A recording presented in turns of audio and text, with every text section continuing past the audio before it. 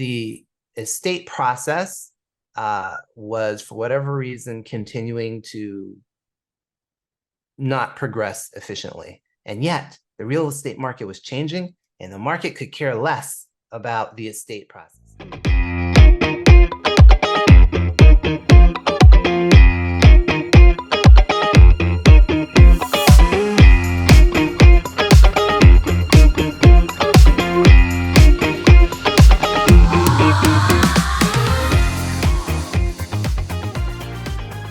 Hey, this is Dave Steinberg, and this is the Mortgage is Made Easy podcast.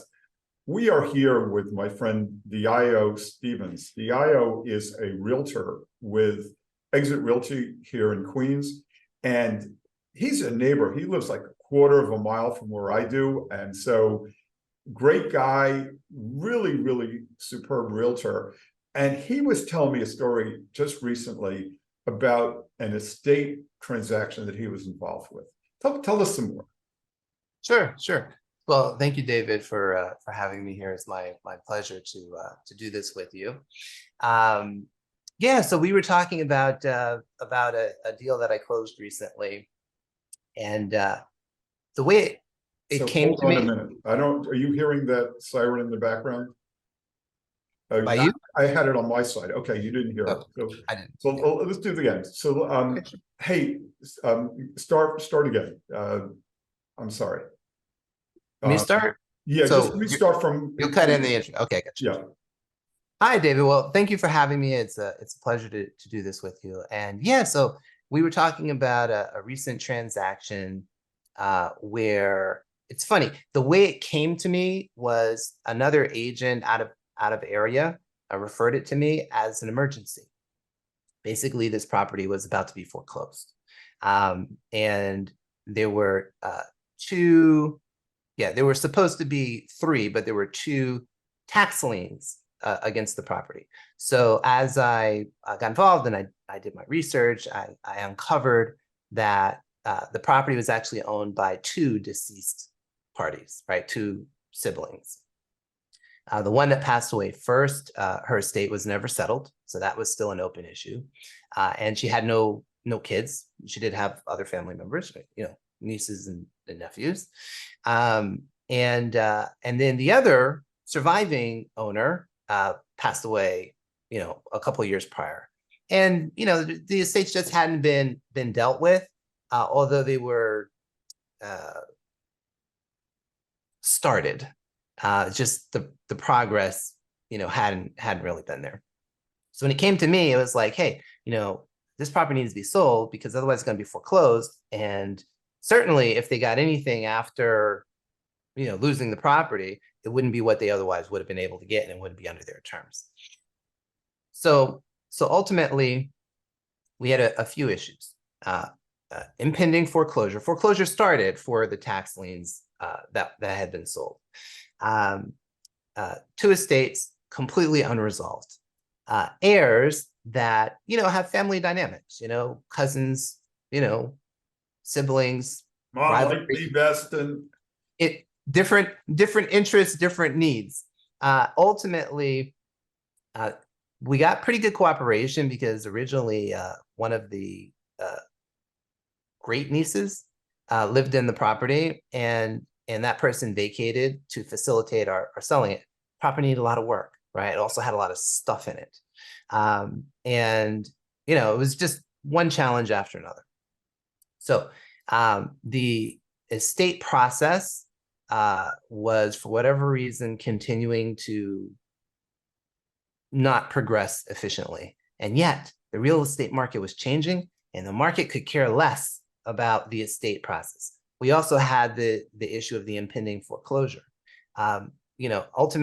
Ultimately, I was able to counsel the primary contact, my primary client, on alternatives to prevent or forestall that foreclosure. So we were able to buy time, but we bought a certain amount of time, and at expense to the heirs who really weren't in a position to be funneling money into this situation.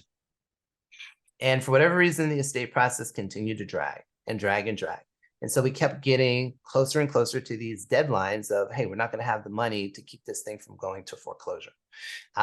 So ultimately, I was able to prevail upon the clients that there's a different way to handle getting that property transferred. And it's not the most conservative way, but as I continue to do my research, I determined that it was 100% doable based on their fact pattern, right? And that was ultimately to sell it by heirs at law as opposed to through the administration process. And we built in protection so everybody would be covered, and it would make it easier for the estate attorney to eventually be able to do what they needed to do. Very complicated, and there were some surprises along the way, like, oh, that's new information that could have caused us to have to pivot or to not be able to do it the way we did. But here's the deal. We were able to successfully close it.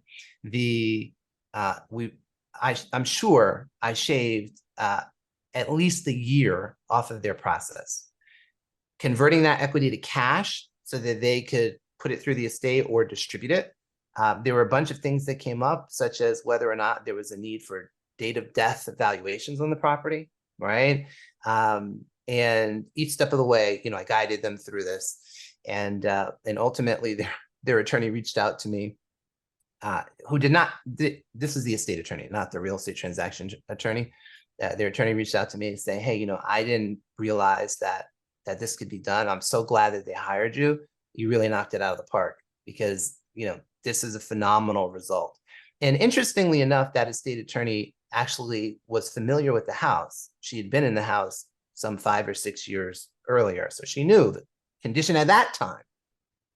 And so it was a glowing endorsement and really just a recognition of the reality, right? The reality is we saved them at least a year of time, right? We saved them the losses associated with foreclosure, right? We maximized the estate's net equity so that the relatives would get the most that they could get out of it, while reducing a lot of their risks, apparent risks, and risks that they might not have even realized that they were at. So yeah, it was fantastic. Everybody thrilled, and I'm just glad that I had clients who follow my lead. They didn't have a perfect scenario, and very often they don't. But this is why people choose me, right? When the going gets tough, I usually have a solution, right?